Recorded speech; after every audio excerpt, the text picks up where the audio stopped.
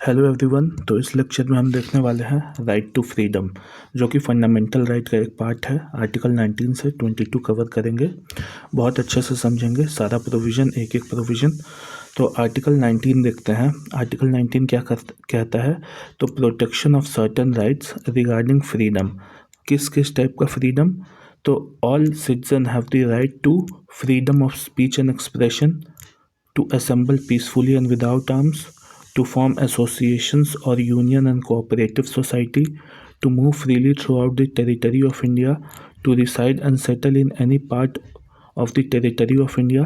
F को omit कर दिया गया था bye 44th constitutional amendment act 1978, जो कि राइट टू प्रॉपर्टी को एज अ फंडामेंटल राइट का दर्जा देता था, लेकिन कॉन्स्टिट्यूशनल अमेंडमेंट एक्ट 44th वाला राइट टू प्रॉपर्टी को फंडामेंटल राइट से डिलीट करके उसे कॉन्स्टिट्यूशनल राइट का दर्जा दे दिया under article 300 capital A of the constitution.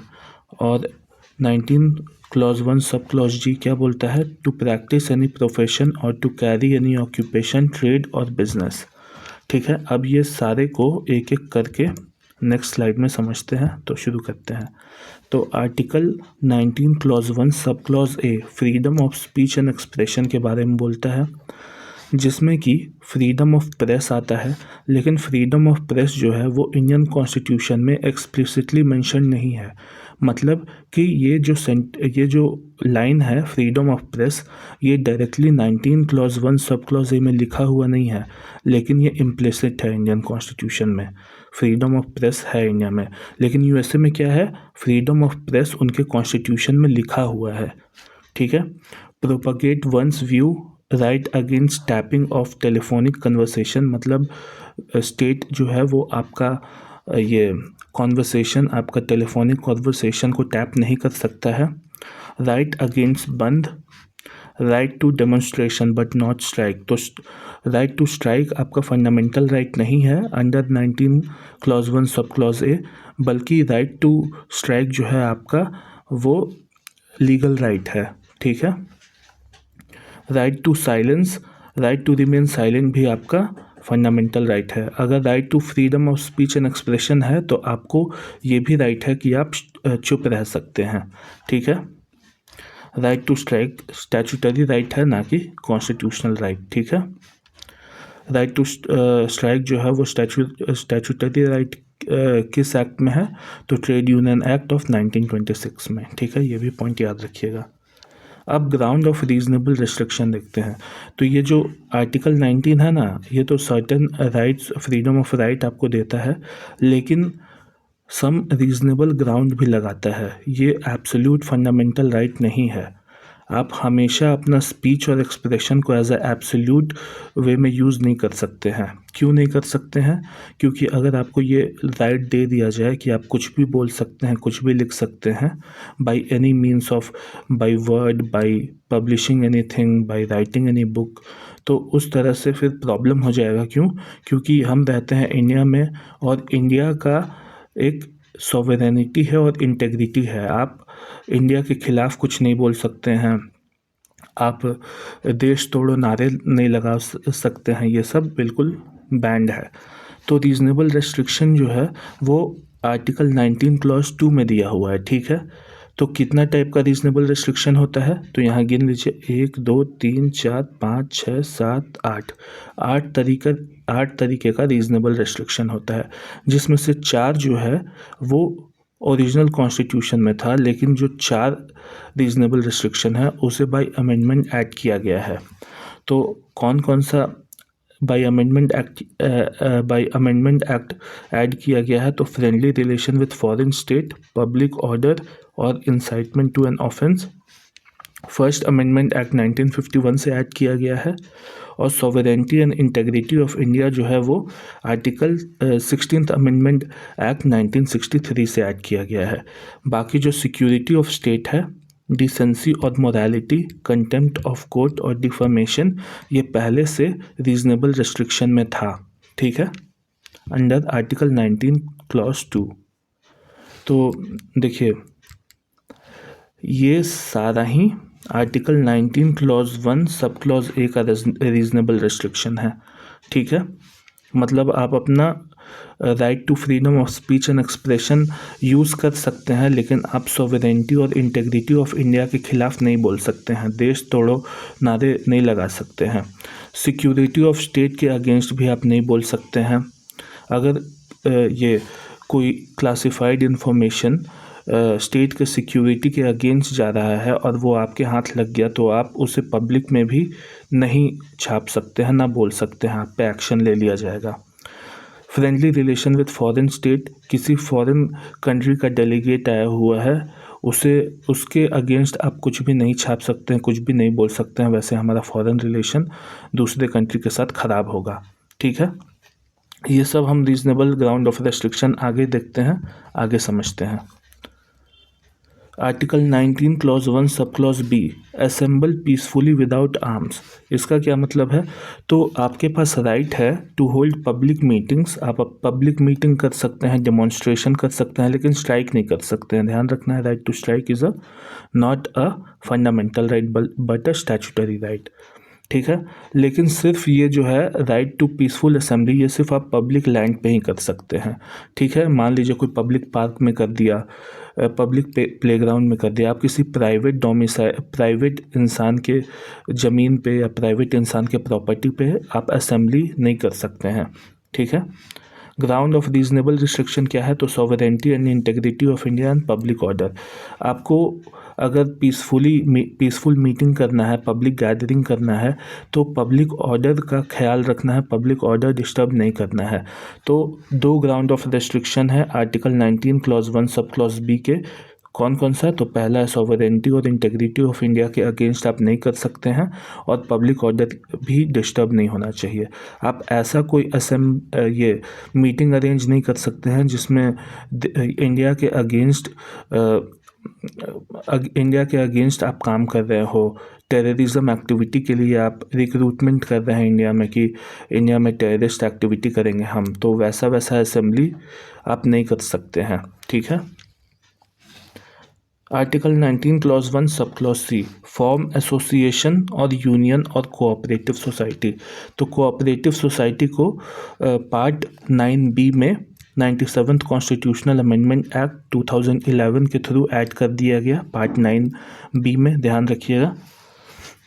ये क्या है? तो right to form political parties, companies and organization. ये आर्टिकल आपको राइट देता है कि आप अपना पॉलिटिकल पार्टी बना सकते हैं, आप अपना कोई कंपनी बना सकते हैं, आप अपना ऑर्गेनाइजेशन बना सकते हैं। लेकिन कंपनी बना सकते हैं, इसका मतलब ये नहीं कि आप इलीगल कंपनी बनाने लगे, आप हवाला का पैसा सब वाइट करने में का कंपनी बनाए, ये सब कंपनी बनाना इलीगल है। आप ऐसा कोई ऑर्गेनाइजेशन नहीं बना सकते हैं जो कि इलीगल एक्टिविटी करता हो, वैसा कोई ऑर्गेनाइजेशन नहीं बना सकते हैं। ठीक है, हाँ, आपका ऑर्गेनाइजेशन को या आपका पॉलिटिकल पार्टी को रिकॉग्निशन मिलेगा ही, ये फंडामेंटल राइट नहीं है। ज़रूरी नहीं है कि आप एक पॉलिटिकल पार्टी बना लिए और आप बोल दिए कि हमको रिकॉग्निशन चाहिए as a state political party या नेशनल पॉलिटिकल पार्टी का, वो नहीं, वो सर्टेन क्राइटेरिया फुलफिल करने के बाद ही आपको मिल सकता है। ठीक है, तो राइट टू गेट रिकॉग्निशन जो है वो फंडामेंटल राइट नहीं है। ठीक है, right to get recognition of an association is not a fundamental right. अब इसका ग्राउंड ऑफ रीजनेबल रिस्ट्रिक्शन क्या है?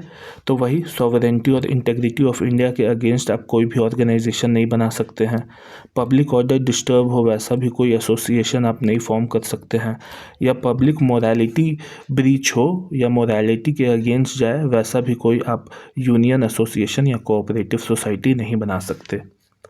ठीक है, नेक्स्ट पेज पे चलते हैं। Article 19 clause 1 sub clause D, ये क्या बोलता है? तो move freely through out the territory of India. अब ये जो है ना, प्रियम्बल का एक प्रिंसिपल को बहुत अच्छे से समझाता है, जो कि फ्रेटर्निटी का जो प्रिंसिपल है कि all Indians are brother of son of a same country India, उसको दिखाता है कि आप कहीं भी फ्रीली मूव कर सकते हैं कंट्री में, इंडिया में, आपको कोई रेस्ट्रिक्शन नहीं है। लेकिन अगर आप देश के बाहर जा रहे हैं तो उस टाइम पे ये आर्टिकल नहीं बल्कि आर्टिकल 21 इन्वोक होगा। ठीक है, right to life and personal liberty. Article 21 invoke होगा, ना कि 19 क्लॉज 1 सब क्लॉज डी। अब इसका article 19 clause 1 sub clause D का रीजनेबल रिस्ट्रिक्शन क्या है? तो interest of general public and protection of interest of any scheduled tribe. Interest of general public क्या हो जाएगा? तो आप ऐसा कोई एरिया में नहीं जा सकते हैं जहां आप अलाउड ना हो, जैसे कि कैंटोनमेंट एरिया हो गया, आर्मी के क्लासिफाइड बेसेस हो गए, वो सब एरिया रेस्ट्रिक्टेड है जनरल पब्लिक के लिए भी और सिटीजन्स के लिए भी। आप वहाँ नहीं जा सकते हो, आप अंदर नहीं घुस सकते। Protection of interest of any scheduled tribes, तो जो सेंटिनलीज आइलैंड है जहाँ पे जोरावा ट्राइब रहती है अंडमान एंड निकोबार में, वहाँ पे जाना बैंड है। क्यों? क्योंकि वहाँ पे ऐसा शेड्यूल ट्राइब रहता है जिसका आउटर वर्ल्ड से कनेक्शन अभी तक नहीं बना है, तो इसीलिए protection of interest of any schedule tribe आप नहीं जा सकते हैं वहाँ पे जहाँ पे मना है। The court held that movement of prostitute और a person affected by AIDS can be restricted in the interest of general public and public moral. तो कोर्ट ये बोला था कि प्रोस्टिट्यूट या पर्सन जिसको एड्स है वो रेस्ट्रिक्टेड है जनरल पब्लिक में जाने के लिए या फिर ये करने। जैसे कि कोरोना भी आया था, तो उस केस में भी आपको बोला जा रहा था कि आप फ्रीली मूव नहीं कर सकते हैं। ठीक है। Next, article 19 clause 1 sub clause E, reside and settle in any part of the territory of India. अब ये भी फ्रेटर्निटी को दिखाता है। फ्रेटर्निटी मतलब ब्रदरहुड को दिखाता है कि आप इंडिया के किसी भी कोने में जा कर के रह सकते हैं, सेटल हो सकते हैं। लेकिन इसका भी ग्राउंड ऑफ रीजनेबल रिस्ट्रिक्शन क्या है? तो वही इंटरेस्ट ऑफ जनरल पब्लिक या protection of interest of any scheduled tribe. मैंने समझा दिया है ये दोनों ground of restriction in article 19 clause 1 sub clause D में, तो मैं रिपीट नहीं करूँगा, वीडियो लंबा हो जाएगा। आर्टिकल 19 क्लॉज 1 सब क्लॉज जी क्या बोलता है? तो प्रैक्टिस एनी प्रोफेशन और to carry any occupation, trade और बिजनेस। इसका मतलब ये है कि आप कोई भी प्रोफेशन चुन सकते हैं अपने लिए, कोई भी ऑक्यूपेशन कर सकते हैं, कोई भी ट्रेड और बिजनेस कर सकते हैं। लेकिन इसका भी रीजनेबल ग्राउंड ऑफ रेस्ट्रिक्शन है कि interest of public, general public के इंटरेस्ट में होना चाहिए। आप ये नहीं कि ड्रग्स का तस्करी कर रहे हैं, ड्रग्स का खरीद बिक्री कर रहे हैं, तो वो गलत हो जाएगा, वो इलीगल हो जाएगा, वो जनरल पब्लिक के इंटरेस्ट के अगेंस्ट चला जाएगा, वो ईविल फॉर द सोसाइटी हो जाएगा। ठीक है। अब ये नेक्स्ट पॉइंट देखते हैं। The state may restrict activities which are immoral.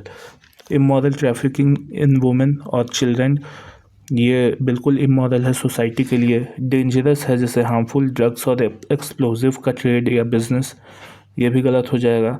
The state में प्रिस्क्राइब प्रोफेशन और टेक्निकल क्वालिफिकेशन, मतलब नीट का एग्ज़ाम हो गया, जेई का एग्ज़ाम हो गया, तो ये टेक्निकल क्वालिफिकेशन ही प्रिस्क्राइब करता है स्टेट। ठीक है। फिर ट्रेनिंग कैसे होगा डॉक्टर्स का, मेडिकल एमडी का ट्रेनिंग कैसे होगा, एमएस का ट्रेनिंग कैसे होगा, तो ये सब स्टेट प्रिस्क्राइब करता है technical qualifications. Article 19 clause 1 sub clause F तो हमने देख ही लिया, 44th कॉन्स्टिट्यूशनल अमेंडमेंट एक्ट के थ्रू वो आपका ये हो गया, रिपील हो गया और बन गया है 300 कैपिटल ए, क्या? Right to property. अब राइट टू प्रॉपर्टी जो है वो कॉन्स्टिट्यूशनल राइट है, ना कि फंडामेंटल राइट। हमेशा याद रखिएगा कि fundamental right is always greater than constitutional rights. ठीक है। और constitutional right is always greater than legal right. Legal right मतलब जो वो राइट जो आपको कोई एक्ट से मिल रहा हो, कोई स्टैच्यूट से मिल रहा हो, जैसे कि राइट टू स्ट्राइक, वो लीगल राइट है। ठीक है। अब देखते हैं आर्टिकल 20। तो आर्टिकल 20 क्या बोलता है? तो protection in respect of conviction for offences. आपको प्रोटेक्ट करेगा, आपको प्रोटेक्शन मिलेगा इन कन्विक्शन ऑफ फॉर ऑफेंसेस। कैसा ऑफेंसेस? तो ये जो है, ये आर्टिकल जो है वो आपको ग्रांट करता है protection, arbitrary and excessive punishment to the accused person. It provide that there will be, यहाँ पे 3 आर्टिकल 20 क्लॉज 1, 20 क्लॉज 2 और 20 क्लॉज 3 है, जिसमें 20 क्लॉज 1 बोलता है no ex post facto law. मतलब मान लीजिए कि आप आज क्राइम किए, आज कितना, 8 फरवरी है, आज आपने आज क्राइम किया ऐसा, लेकिन सरकार के पास ऐसा लॉ नहीं है जो आपका क्राइम को क्रिमिनलाइज करता हो। अब मान लीजिए कि आपने मान लीजिए क्या एक एग्जांपल लेते हैं, जैसे कि आपने चोरी किया, ठीक है। अब मान लीजिए कि आपने चोरी किया, लेकिन इस तरीके का चोरी किया जो कि क्राइम में नहीं आता है, लेकिन सरकार बोल रही है कि अब मैं ऐसा लॉ लाऊंगा जिसमें ये चोरी एज अ क्राइम इंक्लूडेड रहेगी। लेकिन जब वो सरकार लॉ लाएगी तो आपने जब वो चोरी किया है 8 फरवरी को, आपको वो केस में पनिशमेंट नहीं मिलेगा उस हिसाब से जैसे कि सरकार ने अभी अभी लॉ पास किया है, ठीक है। इसका मतलब क्या है कि कोई भी क्रिमिनल लॉ जो है वो इम्पोज नहीं किया जा सकता है तब तक जब तक कि आपने जो क्राइम किया हो वो लॉ के बनने के बाद किया हो, ठीक है। लेकिन सिविल और टैक्स लॉ के लिए ये अप्लाई नहीं होता है। इसका एग्जांपल, जैसे कि 2016 में ना गूगल टैक्स लाई थी सरकार, तो उसमें क्या हुआ था ना कि गूगल बहुत सारा एड रेवेन्यू वाला टैक्स बचा रही थी। तो सरकार ने लाया कि ऐसे ऐसे कि तुम्हें गूगल टैक्स देना होगा, और वो भी कब से देना होगा, तो 2014 से ही देना होगा। तो 2016 में लॉ ला करके ये बोल दी कि 2014 के बाद से वाला टैक्स तुमको देना होगा। तो सिविल लॉ के लिए एक्स पोस्ट फैक्टो लॉ काम करता है, लेकिन क्रिमिनल लॉ के लिए एक्स पोस्ट फैक्टो लॉ काम नहीं कर सकता है, ठीक है। सेकंड देखते हैं, नो डबल जियोपार्डी। मतलब क्या है कि आर्टिकल 20 क्लॉज 2 बोलता है कि अगर कोई पर्सन को प्रोसिक्यूट किया गया है और पनिश किया गया है तो वो जो ऑफेंस किया है उसके लिए उसे एक ही बार पनिशमेंट मिल सकता है। जो वो ऑफेंस किया है उसके लिए 2 बार या 3 बार प्रोसिक्यूट नहीं किया जा सकता, उसको सिर्फ एक ही बार पनिशमेंट मिल सकता है। मान लीजिए कि आपने किसी का मर्डर किया तो आप पे सिंगल मर्डर का ही चार्ज लगेगा, आप पे डबल मर्डर का चार्ज नहीं लगेगा, ठीक है। मल्टीपल ट्रायल्स और punishment for a single crime नहीं हो सकता है, ठीक है। Not the subject of multiple trials and punishment for a single crime. लेकिन हाँ, ध्यान रखना है, जो डिपार्टमेंटल इंक्वायरीज होता है वो आपका डबल जियोपार्डी में नहीं आता है, वहाँ पे आपके ऊपर डबल जियोपार्डी लग सकता है। मतलब सेम क्राइम के लिए एक से ज़्यादा पनिशमेंट। आर्टिकल 20 क्लॉज 3 क्या बोलता है, तो नो सेल्फ इंक्रिमिनेशन। मतलब आपको खुद के केस में खुद गवाह नहीं बनाया जा सकता, ठीक है। यहाँ पे क्या बोलता है, the protection does not extend to compulsory production of material object, thumb impression, specimen, signature, blood specimen etcetera. मतलब आपसे ये सब लिया जा सकता है, आपका सिग्नेचर लिया जा सकता है, ब्लड स्पेसिमेन लिया जा सकता है। ऐसा नहीं है कि नो सेल्फ इंक्रिमिनेशन है तो आप खुद के लिए तो गवाही नहीं दे सकते हैं, लेकिन इन्वेस्टिगेशन को आगे बढ़ाने के लिए आपका signature sample, blood specimen sample ये प्रोसिक्यूशन ले सकता है टू रन दी इन्वेस्टिगेशन, ठीक है। थंब इम्प्रेशन भी ले सकता है। अब आर्टिकल 20 क्लॉज 1 देखते हैं, वही पीछे वाला। तो no person shall be convicted to any offence expect for the violation of law in force at that time of the commission of the act charged as an offence, nor be subjected to a penalty greater than what might have been inflicted under the law in the force at the time of commission of the offenses। यही बात मैंने बताया कि जब आपने crime किया वो crime पहले से मौजूद कोई लॉ के अंदर कवर होना चाहिए एज एन ऑफेंस, तभी आपको उस ऑफेंस में ये प्रोसिक्यूट किया जा सकता है। मान लीजिए कि आपने किसी नेचर का क्राइम किया जो कि कोई लॉ में पहले से क्रिमिनल लॉ में मौजूद ही नहीं है, तो स्टेट आपको प्रोसिक्यूट नहीं कर सकता है। भले बाद में आपका वाला क्राइम के लिए वो लॉ ला दे, लेकिन जब वो लॉ लाएगा तो आपने पहले ही वो क्राइम कर चुका हुआ होगा, तो आपको उस नए लॉ के अंडर प्रोसिक्यूट नहीं किया जा सकता। यही है एक्स पोस्ट फैक्टो लॉ, ठीक है। No ex post facto law. लेकिन सिविल केसेस में ये काम नहीं करता है, जैसे कि मैंने बताया गूगल टैक्स वाला एग्जांपल, ठीक है। cannot be declared unlawful or made an offense after the commission of the act। देखते हैं अब हम article 20 clause 2 no double jeopardy. इसका मतलब कि no person shall be prosecuted and punished for the same offence more than once. मतलब आपने कुछ जो क्राइम किया उसके लिए आपको एक ही बार पनिशमेंट मिलेगा, बार बार पनिशमेंट नहीं मिलेगा। एक मैक्सिम है, लैटिन मैक्सिम है, नेमो डेबिट बिस ज़िग्ज़ारी। इसका क्या मतलब होता है? वही, a man shall not be brought into danger for more than one and the same offence more than once. ठीक है। Article 20 clause 3, no self incrimination. No person accused of any offences shall be compelled to the witness against himself। मतलब खुद के against witness नहीं बन सकता है case में। इसका एक और मैक्सिम देखते हैं, नेमो टेनेटूर सिप्सम एक्यूसारे। ठीक है, no one is bound to accuse himself. ये सब मैक्सिम याद करिएगा, सब आ जाता है। हाँ, मैंने मैक्सिम का वीडियो भी बनाया है, लैटिन 25+ मैक्सिम का, आप चैनल पे जाके देख सकते हैं। ट्रिक्स के साथ याद करा है मैंने। Similar to the US constitution 5th amendment, जैसे कि आपने देखा होगा बहुत सारा हॉलीवुड मूवीज़ में हाथ ऊपर करके बोलता है सब कि आई इन्वोक द 5th। तो 5th अमेंडमेंट ही ऐड किया था नो सेल्फ इंक्रिमिनेशन। मतलब आपको खुद के केस में एज अ विटनेस नहीं बना सकते हैं। अब देखते हैं कि Selvi versus state of Karnataka, ये इंपॉर्टेंट केस लॉ है फॉर नो सेल्फ इंक्रिमिनेशन, इसलिए मैंने ऐड कर दिया है। तो involuntary admission of scientific test such as narco analysis और पॉलीग्राफ ब्रेन मैपिंग टेस्ट, ये जो है आर्टिकल 20 क्लॉज 3 के अंडर राइट टू प्राइवेसी के अगेंस्ट जाता है। ठीक है, जो पॉलीग्राफ और नार्को एनालिसिस टेस्ट होता है ये against the right to privacy है, आर्टिकल 20 क्लॉज 3 के भी अगेंस्ट है, वायलेट करता है। However, it does not bar voluntary administrators of test। तो 20 क्लॉज 3 में ये भी नहीं बोला गया है कि अगर कोई खुद से जो एक्यूज है वो खुद से आगे आता है और पॉलीग्राफ और नार्को एनालिसिस टेस्ट देना चाहता है तो ये भी प्रोहिबिटेड नहीं है 20 क्लॉज 3 में। ठीक है, आप ऐसा कर सकते हैं। अब देखते हैं the most evolved constitutional article of the Indian constitution, article 21। ये सबसे ज़्यादा इवॉल्व हुआ है with time. Protection of life and personal liberty. ठीक है, राइट टू लाइफ, ये देता है राइट टू लाइफ।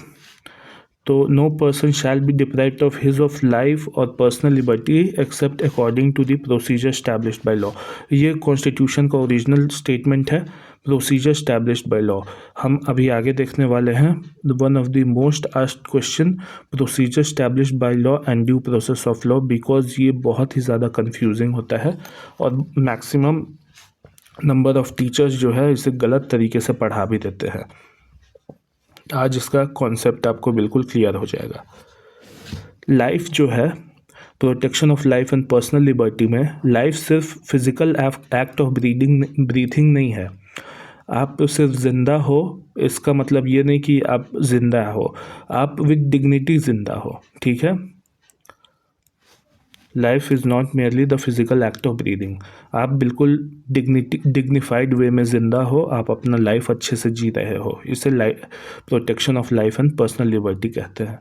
ठीक है, इसीलिए स्टारवेशन से जो भी कंट्री में डेथ होता है वहाँ का गवर्नमेंट के लिए बहुत ही ज़्यादा शर्मनाक होता है कि स्टारवेशन से उनके सिटीजन का डेथ हो।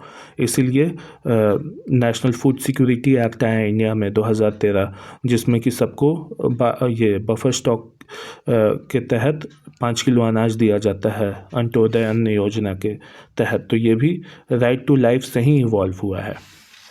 अब देखते हैं राइट टू आर्टिकल 21 इतना इवॉल्व क्यों हुआ है। तो इसमें इन्फर्ड राइट्स है, लिखा हुआ नहीं है, लेकिन ये जो कोर्ट्स है वो इन्फर किया है कि ये सब जो है राइट टू लाइफ में आएगा, आर्टिकल 21 में आएगा। तो right to live with human dignity, ये भी राइट टू लाइफ है। राइट टू डिसेंट इन्वायरमेंट, ये MC मेहता का केस हो जाएगा। Right to livelihood, right to shelter, right to privacy, KS Puttaswamy case 2016 हो जाएगा, right to privacy. Right to health, right to fair and speedy trial, right to travel abroad, अभी हमने देखा article 21 में कवर होता है, right to travel abroad. Right against solitary confinement. और हाँ, ध्यान रखना है कि राइट टू मैरी जो है वो फंडामेंटल राइट नहीं है, उसे हटा दिया गया। Right to marry is not a fundamental right.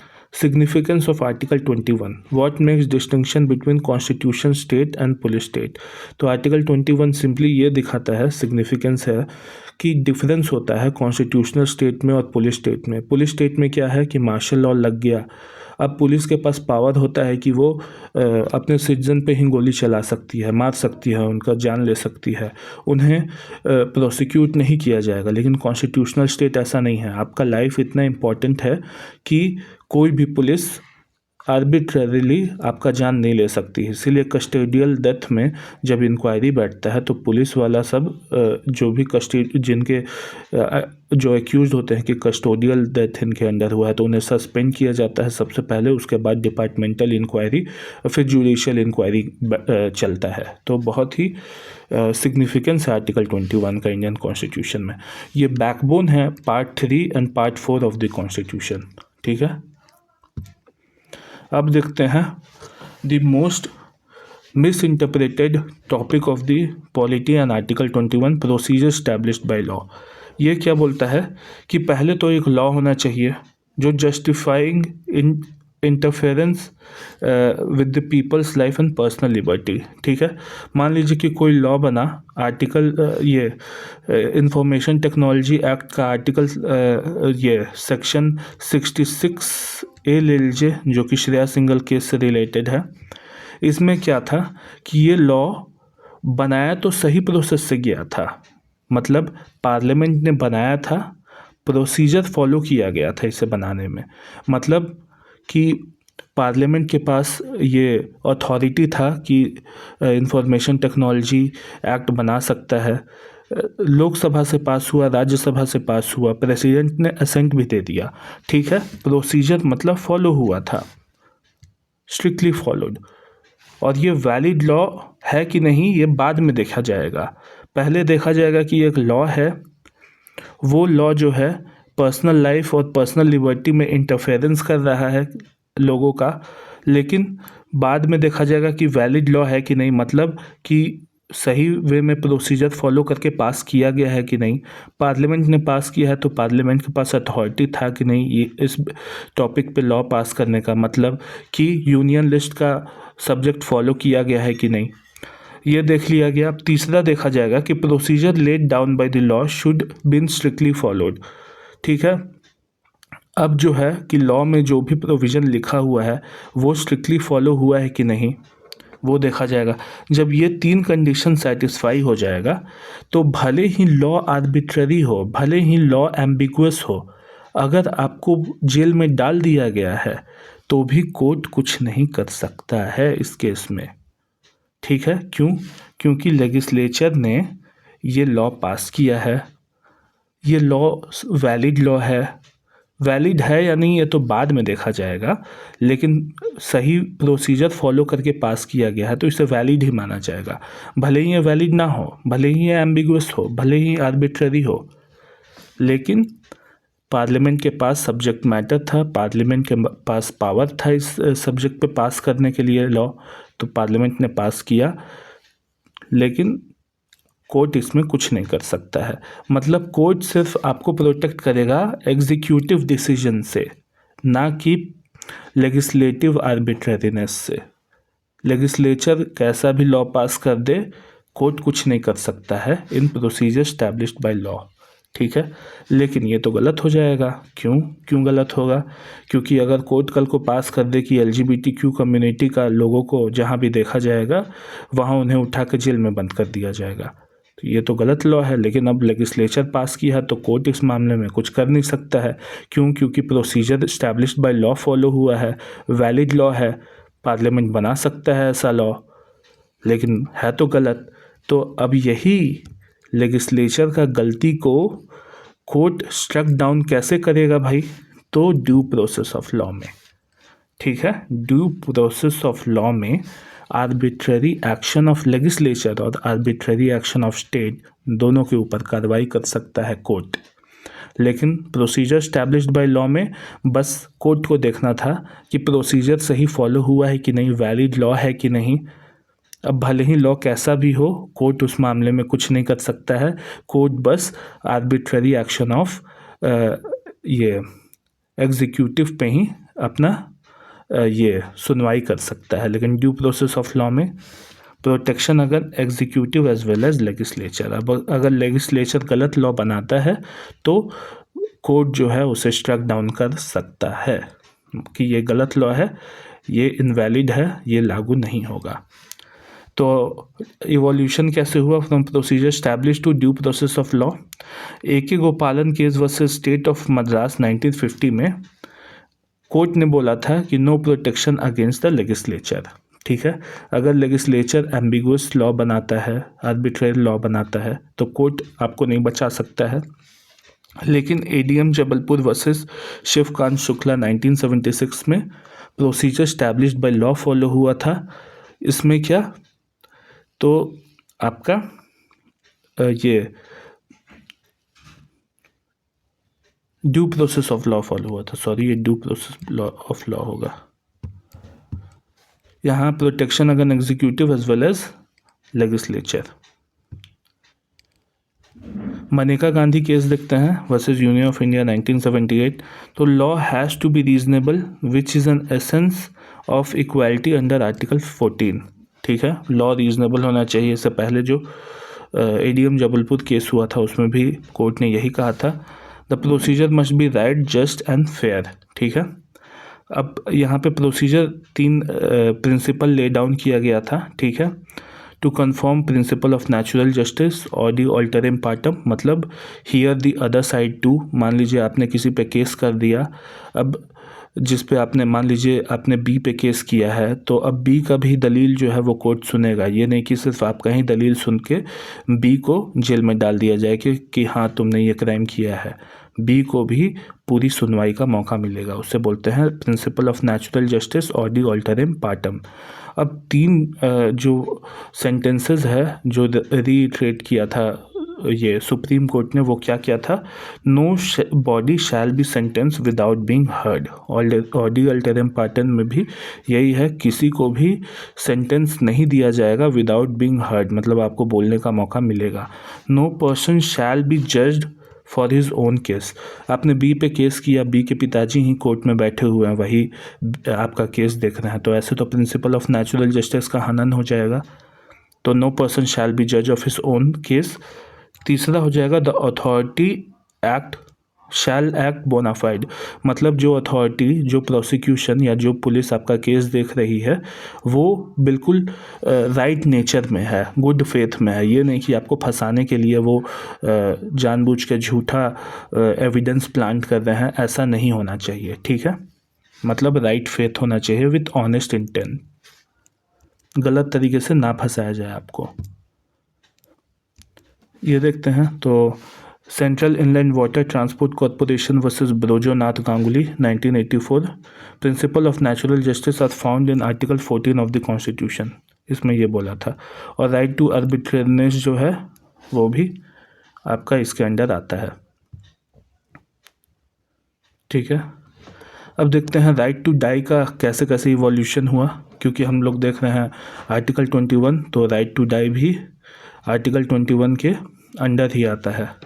ठीक है, तो पहले पोजीशन क्या था अंडर IPC कॉलोनियल लॉ में, तो आर्टिकल 309 क्या था, तो attempt to suicide a criminal offence. अगर आप सुसाइड अटेम्प्ट करते थे और अगर जिंदा बच जाते थे तो आप पनिशेबल होते थे, आपको पनिश किया जाता था, because it's a criminal offence. मतलब आप खुद को मार रहे हैं और आप बच गए तो आप क्रिमिनल हो जाएंगे बाद में। Article 306 IPC, abetment to suicide is a criminal offence. आप किसी को फोर्स कर रहे हैं, मेंटली टॉर्चर कर रहे हैं और आपके वजह से कोई सुसाइड कर ले रहा है, तो वो भी अबेटमेंट ऑफ सुसाइड, वो भी क्रिमिनल ऑफेंस में आएगा। Article 107 of IPC defines abetment, instigation और कॉन्स्पिरेसी और एड, ये भी हमारा क्रिमिनल ऑफेंस में आएगा। तो IPC क्लियरली ये बोलता था कि राइट टू डाई, मतलब आप मर नहीं सकते हैं, अगर आप मरने का ट्राई करते हैं और बच जाते हैं तो आपको पनिश किया जाएगा, इम्प्रिजनमेंट, आपको जेल में डाला जाएगा और फाइन लगाया जाएगा। लेकिन उसके बाद क्या हुआ कि P. Rathinam versus union of India case आया 1994, जिसमें राइट टू डाई फेस का यूज़ किया गया और ये pro right to die phase था। ठीक है, इसमें क्या सुप्रीम कोर्ट ने बोला कि right to life include right to die, मतलब आर्टिकल 21 हम पढ़ रहे हैं राइट टू लाइफ, इसमें राइट टू डाई भी इसके साथ में आता है। ये बोला 309 को डिक्लेयर किया अनकॉन्स्टिट्यूशनल, जो 309 यहाँ पे था, attempt to suicide was a criminal offence. Reason क्या था कि ये ब्रीफली जो है लीगलाइज किया था राइट टू डाई को, लेकिन अभी भी पूरी तरह से यहाँ लीगलाइज नहीं हुआ था। फिर आया Gian Kaur versus state of Punjab, इसमें जो है पी रथीनाम केस को ओवर रूल कर दिया गया। क्या मतलब, तो right to die, right to life and right to die same page पे था, लेकिन यहाँ पे राइट टू डाई को फिर से ये क्रिमिनल ऑफेंस बता दिया गया। मतलब आर्टिकल 309 को कॉन्स्टिट्यूशनल बताया गया, अगर कोई सुसाइड करता है और बच जाता है तो उसे इम्प्रिजनमेंट या फाइन होगा। ठीक है। Life is a natural right and death is not, इसमें ये सेंटेंस बोला गया था कोर्ट के द्वारा। Right to die with dignity at the end of life may fall under article 21। However court important observation यह था। अब देखते हैं passive euthanasia Aruna Shanbaug case 2011। तो यहाँ से चेंज आना शुरू हुआ। 1973 में अरुणा शानबाग नाम की एक जूनियर नर्स थी, वो एक हॉस्पिटल में एज अ नर्स काम करती थी। वहाँ का जैनिटर ने उस पर अटैक किया, रेप किया और उसे परमानेंट वेजिटेटिव स्टेट में डाल दिया। ठीक है। और वो 1973 से तब तक परमानेंट वेजिटेटिव स्टेट में ही थी, मतलब कंटिन्यूस कॉमा में थी। ठीक है। फिर सुप्रीम कोर्ट ने अलाउ किया पैसिव यूथेनेशिया का। क्या मतलब कि आपको जानबूझ के नहीं मारा जाएगा, लीथल इंजेक्शन नहीं दिया जाएगा, बल्कि आपका लाइफ सपोर्ट हटा लिया जाएगा। मतलब जो मशीन्स आपको लगा हुआ है ज़िंदा रखने के लिए, उसको स्विच ऑफ कर दिया जाएगा, उसको हटा दिया जाएगा। क्यों? क्योंकि right to life with dignity है। यहाँ पे कोर्ट ने देखा कि right to life with dignity, लेकिन यहाँ डिग्निटी कहाँ है? वो तो बेचारी तो ये 20-25 साल से कोमा में ही है, 30 साल से, तो यहाँ डिग्निटी कहाँ हुआ? वो सफरिंग में है। तो इसीलिए यहाँ पे पैसिव यूथेनेशिया को अलाउ किया कोर्ट ने। Withdrawal of life support approval लेकिन रिक्वायर्ड था, किसका? तो हॉस्पिटल मेडिकल बोर्ड का और हाई कोर्ट का अप्रूवल रिक्वायर्ड था। ठीक है। यहाँ पे फॉर्मल रिकॉग्निशन मिला death with dignity but not suicide. लेकिन जो एक और लैंडमार्क केस आया जिसमें लिविंग विल का जिक्र हुआ, वो था common cause versus union of India 2018। इसमें सुप्रीम कोर्ट ने बोला कि right to die with dignity is a fundamental right under article 21। ये लाइन बिल्कुल याद रखिएगा। Passive euthanasia is legal, living will advance medical directive allowed. मतलब आप अभी जिंदा हो लेकिन आपको डर है कि कहीं आपका किसी दिन ऐसा एक्सीडेंट हो गया कि आप हमेशा के लिए कोमा में चल जाओ, तो आप अपना लिविंग विल लिख करके अपने पेरेंट्स को दे देंगे। उसके बाद अगर आपके साथ ऐसा कुछ होता है, जो कि भगवान ना करे कि हो, तो वो living will pay deputy collector या डीएम साइन करेगा।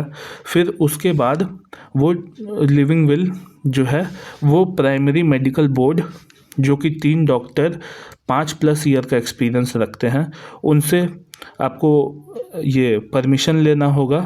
फिर सेकेंडरी मेडिकल बोर्ड का भी ओपिनियन लेना होगा। ये दोनों जो है, ये दोनों ये बताएगा कि हाँ, इसका जो मेडिकल कंडीशन है कभी सुधर नहीं सकता है, the patient condition is irreversible, तभी आपको पैसिव यूथेनेशिया दिया जाएगा, आपका लाइफ सपोर्ट हटा लिया जाएगा, ताकि आप डिग्निफाइड वे में मर सके। तो ध्यान रखना है, एक्टिव यूथेनेशिया अभी भी इलीगल है इंडिया में, और अबेटमेंट टू सुसाइड भी अभी भी इलीगल है अंडर सेक्शन 306 ऑफ आईपीसी। अभी आर्टिकल 21 कैपिटल ए देखते हैं। इसे ऐड किया गया 86th कॉन्स्टिट्यूशनल अमेंडमेंट एक्ट 2002 से। ठीक है। ये क्या इंश्योर करता है कि फ्री और कंपलसरी एजुकेशन देना है टू ऑल चिल्ड्रेन। यहाँ पे ऑल चिल्ड्रेन लिखा हुआ है, इसका मतलब वो चाहे सिटीज़न हो इंडिया के या फिर सिटीज़न ना हो, किसी फॉरेन नेशनल का बच्चा हो, उसे भी right to free and compulsory education मिलता है। किस एज ग्रुप का? तो 6 to 14 ईयर्स का जो भी है उसको फंडामेंटल राइट मिलता है, right to free and compulsory education का, और स्टेट इंश्योर करेगा ये चीज़। ठीक है। लॉ बना करके, तो स्टेट मतलब पार्लियामेंट ने क्या लॉ बनाया? तो राइट टू एजुकेशन एक्ट 2009 बनाया।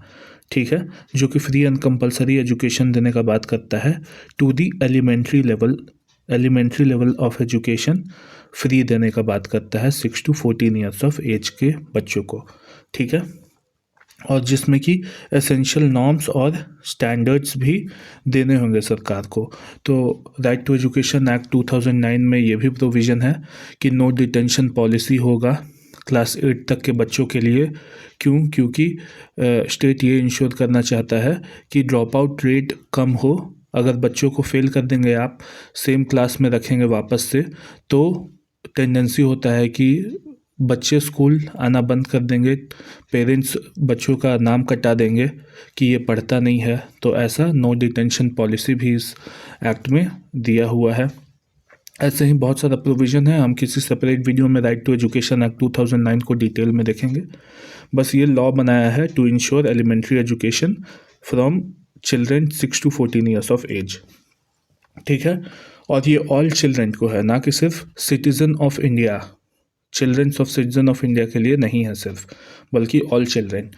It evolve from a non justiciable directive principle. तो ये जो 6 to 14 ईयर्स ऑफ एज का जो बच्चों को elementary education free and compulsory education देने का बात था ना, तो पहले ये डीपीएसपी के आर्टिकल 45 में मेंशन नहीं, आर्टिकल 45 में मेंशन था at the initiation of the constitution, मतलब 1950 में। उस टाइम पे इससे फंडामेंटल राइट क्यों नहीं बनाया गया था? क्योंकि उस टाइम पे स्टेट के पास, मतलब गवर्नमेंट के पास इतना पैसा नहीं था कि फ्री एजुकेशन बच्चों को दिया जा सके। तो इसे डायरेक्टिव प्रिंसिपल में ऐड किया गया था। तो डायरेक्टिव प्रिंसिपल का तो यही बात है कि अगर उसे आप इन्फोर्स ना भी करें, मतलब अगर स्टेट उस पर लॉ ना भी बनाए, तो ये सिटीजन या लोग कोर्ट में चैलेंज नहीं कर सकते हैं कि फ्री और कंपलसरी एजुकेशन देने का बात किया गया है और सरकार नहीं दे रही है। लेकिन अब फंडामेंटल राइट बन गया है, मतलब अगर सरकार नहीं देगी फ्री और compulsory education to all children of age 6 to 14 years, तो आप सुप्रीम कोर्ट या हाई कोर्ट में जा कर के चैलेंज कर सकते हैं ये सरकार को कि ये सरकार नहीं दे रही है, हमारा फंडामेंटल राइट ब्रीच हो रहा है। ठीक है, 86th अमेंडमेंट एक्ट 2002 से क्या किया गया कि इसे इंसर्ट किया गया, 21 कैपिटल ए को ध्यान रखना है। और ये आर्टिकल 45 जो डीपीएसपी का है उसको भी मॉडिफाई किया गया to insert early childhood care of 0 to 6 years of age. और एक और आर्टिकल को ऐड किया गया in fundamental duties, article 51 capital A sub clause के, जो कि हर पेरेंट को ये ड्यूटी देता है कि अपने बच्चों को स्कूल भेजें और पढ़ाएं। ठीक है, तो ये 3 article 21 capital A, article 45 and article 51 capital A clause के को याद रखिएगा। ठीक है, ये वही है जो मैंने आपको बताया, फ्री एजुकेशन देना है हर एक चाइल्ड को। ठीक है, compulsory education 6 to 14 years of age group, admission, attendance, completion of elementary education, ये सबको गवर्नमेंट को इंश्योर करना है, लोकल अथॉरिटी को इंश्योर करना है कि बच्चों का एडमिशन हो रहा है, अटेंडेंस प्रॉपर आ रहा है, कंप्लीट कर रहे हैं बच्चे अपने एलिमेंट्री स्कूल को। और ये भी ध्यान रखना है कि राइट टू एजुकेशन एक्ट में ये भी डाला गया है कि अगर कोई बच्चे के पास डॉक्यूमेंट नहीं है तो उससे भी कोई दिक्कत नहीं है, तब भी बच्चे को एडमिशन देना ही पड़ेगा स्टेट को इन स्टेट एजुकेशनल इंस्टीट्यूशंस। ठीक है, यहाँ पे है इनरोलमेंट कैसे होगा बच्चा का, तो कोई भी बच्चा को डिनाई नहीं किया जाएगा admission for the want of document. अगर कोई डॉक्यूमेंट बच्चे के पास नहीं है तो भी उसे एडमिशन दिया जाएगा। ठीक है, एज अप्रोप्रिएट क्लासरूम और नेबरहुड स्कूल्स, मतलब कोई भी बच्चे को अपने स्कूल से 10, 15, 20 किलोमीटर दूर नहीं आना है, बल्कि वही सेम नेबरहुड में स्कूल प्रोवाइड किया जाएगा फॉर देयर एजुकेशन। आर्टिकल 22 देखते हैं, protection from arrest and detention in certain cases. तो इसमें क्या है, तो आपको पुलिस अरेस्ट करती है, डिटेन करती है, तो उसके लिए प्रोटेक्शन इसमें दिया गया है। लेकिन ये आर्टिकल 22 जो है वो एनिमी एलियंस और प्रिवेंटिव डिटेंशन लॉ पे अप्लाई नहीं होता है। एनिमी एलियन कौन हो गया, तो जो भी कंट्री के साथ इंडिया वॉर डिक्लेयर करता है, उस कंट्री का कोई भी सिटीज़न अगर हमारे कंट्री में है तो वो ऑटोमेटिकली एनिमी एलियन डिक्लेयर हो जाएगा। और ऐसे एलियन किसको कहते हैं, तो कोई भी फॉरेन कंट्री का बंदा इंडिया में है तो उसे एलियन कहा जाएगा, सिर्फ एलियन। एनिमी कब लगेगा? अगर प्रेसिडेंट वॉर डिक्लेयर करते हैं उसके कंट्री के साथ तो ये दोनों को इस आर्टिकल 22 में प्रोटेक्शन नहीं दिया गया है, ध्यान रखना है। Safeguard at the time of arrest, तो no person shall be arrested on mere suspicion के बेसिस पे सिर्फ किसी इंसान को अरेस्ट नहीं किया जा सकता है। Once arrested the person must be informed on the ground of arrest, तो अगर आप स्टेट किसी पर्सन को अरेस्ट करता है तो ग्राउंड बताना होगा कि आपको किस बेसिस पे अरेस्ट किया जा रहा है।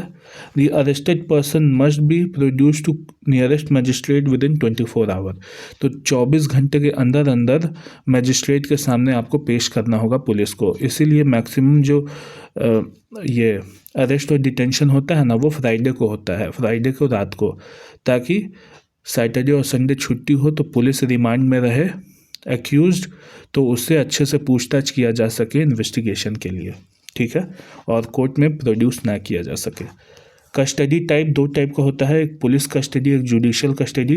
पुलिस कस्टडी में आप पुलिस स्टेशन में बंद रहते हैं और जुडिशियल कस्टडी में आप जज के देख रेख में जेल में बंद होते हो, ठीक है। पुलिस कस्टडी में पुलिस मारती पीटती है, जबकि मारना पीटना नहीं चाहिए, इलीगल है, लेकिन जुडिशियल कस्टडी में आपसे बात करने के लिए भी पुलिस को जज का ये लेना पड़ेगा, परमिशन लेना पड़ेगा, तो आप जुडिशियल कस्टडी में ज़्यादा सेफ हो।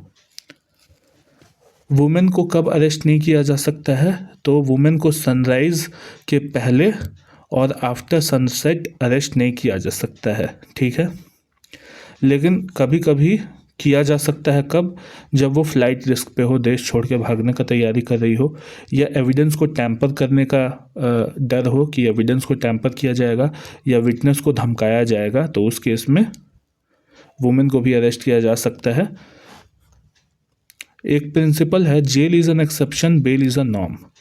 जब तक आपको बेल दिया जा सकता है, लेकिन बेल ही नॉर्म है, आपको जेल में बंद रखा जाए ये कम ही होता है। कुछ स्पेशल लॉ में होता है ये सब कि जहाँ पे जेल नॉर्म हो जाता है, बेल एक्सेप्शन हो जाता है। जैसे prevention of money laundering act हो गया, ये यूआपा हो गया, और आपका NSA हो गया, नेशनल सिक्योरिटी एक्ट, तो ये सब में jail is an norm, bail is an exception, ठीक है। बेल इसीलिए दे दिया जाता है, इंटरिम बेल मिल जाता है। अब देखते हैं कि एक्सेप्शनल बेल कहाँ है, तो person arrested detain under the preventive detention laws. Preventive detention law मतलब यूआपा हो गया और NSA हो गया, नेशनल सिक्योरिटी एक्ट हो गया, ये सब के अंडर अगर आपको जेल होता है तो आपको बेल मिलना मुश्किल है। अब डिटेंशन देखते हैं तो 2 टाइप का होता है, प्यूनिटिव डिटेंशन और प्रिवेंटिव डिटेंशन। तो प्यूनिटिव डिटेंशन क्या है? तो ये प्यूनिटिव डिटेंशन तब होता है जब आपने क्राइम कर दिया हो और गिल्ट आपका प्रूवन हो चुका है कोर्ट में, मतलब आप कॉन्विक्ट हो चुके हो, आपने क्राइम किया है। प्रिवेंटिव डिटेंशन क्या है? तो आपके क्राइम करने से पहले ही बेस्ड ऑन एप्रीहेंशन, पुलिस को लग रहा है कि आप कोई क्राइम कर सकते हैं, आप पोटेंशियल थ्रेट है सोसाइटी के लिए, तो उसके लिए आपको प्रिवेंटिव डिटेंशन के अंडर डिटेन कर सकती है पुलिस। प्यूनिटिव डिटेंशन में क्या है? तो प्यूनिटिव डिटेंशन का गोल है टू पनिश एन ऑफेंडर, क्योंकि ऑफेंस तो हो गया है, क्राइम तो हो गया है, अब उसको प्यूनिटिव डिटेंशन में ऑफेंस के लिए डिटेन किया गया है, पनिशमेंट के लिए। लेकिन प्रिवेंटिव डिटेंशन में क्या है कि अभी क्राइम हुआ नहीं है, लेकिन फ्यूचर ऑफेंस को रोकने के लिए ऐसा किया गया है। प्रिवेंटिव डिटेंशन में हाउस अरेस्ट किया जाता है, आपको एक पेरीमीटर के अंदर ही रखा जाएगा, एक पैर पे डिवाइस बांध दिया जाएगा, वो पेरीमीटर के बाहर जाएगा तो पुलिस को इन्फॉर्मेशन मिल जाएगा कि आप बाहर जा रहे हैं अपने प्रिस्क्राइब पेरीमीटर से, नज़रबंद जिसको बोलते हैं। अब देखते हैं कि पुलिस जो है वो कितने महीने तक आपको बंद कर सकती है जेल में, उसके बाद नहीं तो उनको छोड़ना ही होगा। तो 3 महीने तक के लिए पुलिस आपको रिमांड में रख सकती है बंद करके जेल में, लेकिन अगर उसके एक्स्ट्रा आपको रखना है तो एक कमिटी से उनको मैंडेट करवाना होगा, वो है एडवाइजरी बोर्ड, ठीक है। तो ये article 22 clause 4 of the constitution में ये सेफगार्ड दिया गया है ताकि आपको प्रिवेंटिव डिटेंशन में 3 महीने से ज़्यादा नहीं रखा जा सके, और रखना भी है तो एडवाइजरी बोर्ड का मैंडेट लगेगा। एडवाइजरी बोर्ड लिख के देना होगा एडवाइजरी बोर्ड को कि हाँ आप रख सकते हैं। मैक्सिमम पीरियड जो है, इनिशियल पीरियड, वो 3 महीने का है, 3 महीने से ज़्यादा नहीं रख सकती है। एडवाइजरी बोर्ड रिव्यू करेगा डिटेंशन बियॉन्ड जाना चाहिए कि नहीं 3 महीने से ज़्यादा। अगर जाना है तो फिर एडवाइजरी बोर्ड मैंडेट करेगा, तभी आप 3 महीने से ज़्यादा रख सकते हैं, पुलिस रख सकती है। कॉम्पोजिशन क्या है एडवाइजरी बोर्ड का, तो लगभग जज ऑफ हाई कोर्ट के क्वालिफिकेशन के जैसा ही इनका ये होगा। एडवाइजरी बोर्ड में जज ऑफ हाई कोर्ट का जैसा क्वालिफिकेशन हो वैसा ही क्वालिफाइड इंडिविजुअल यहाँ बैठेगा। ठीक है। मैंडेटरी रिपोर्ट आपका एडवाइजरी बोर्ड ही देगा विद सफिशिएंट क्लॉज कि हाँ अभी 3 महीना से ज़्यादा रखा जा सकता है, इनको ज़रूरी है। एक्सटेंशन अप्रूवल कब कब केस में मिल सकता है, तो अगर एक्सटेंशन मिलता है 3 महीने से ऊपर तो मैक्सिमम 12 महीने या 1 साल के लिए मिल सकता है। अभी उमर खालिद का केस में यही हो रहा है, उसका एक्सटेंशन बढ़ते जा रहा है, अभी 5 साल हो गया, तो फिर वो बेल के लिए अप्लाई किया था लेकिन उस पर UAPA लगा हुआ है, इसीलिए उसका जो सफिशिएंट क्लॉज है वो बढ़ाया जा रहा है बार बार एडवाइजरी बोर्ड के द्वारा। तो नेशनल सिक्योरिटी एक्ट में लग सकता है, मैक्सिमम बढ़ सकता है। तो हमारा ख़त्म होता है हमारा राइट टू फ्रीडम। नेक्स्ट जो है वो राइट अगेंस्ट एक्सप्लॉयटेशन आएगा। तो थैंक यू वेरी मच, जय हिंद। देखते रहिए वीडियो, सब्सक्राइब करिए चैनल को, लाइक भी करिए। Bye bye.